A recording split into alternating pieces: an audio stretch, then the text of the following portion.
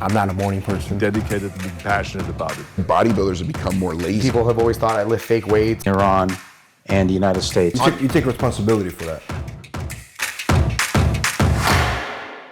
Which bodybuilder did you look up to when you were getting into the industry?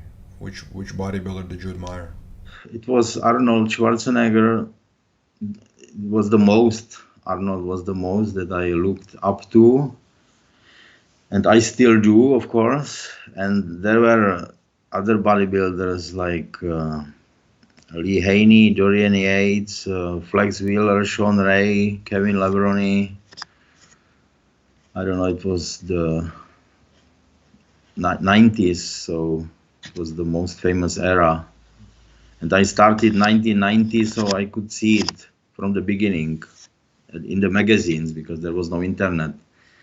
I bought many magazines and I looked and I read the magazines like every day, and it was my passion. I remember that it was the best thing that I could read it and I could see the bodybuilders there and so on. It was special for me. I can remember it. You mentioned that you started at 10 years old, right?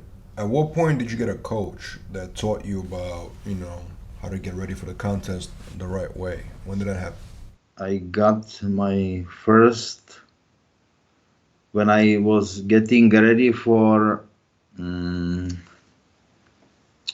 Toronto Pro Supper Show. Oh, so you were pro already? So you had no coach before you were pro?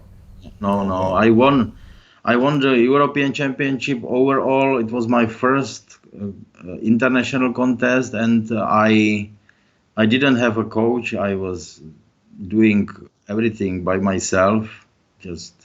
I planned to have someone to ask many things, so I don't do anything wrong, but finally I didn't find anyone. I just did it by myself, so I'm glad I did because the result was perfect.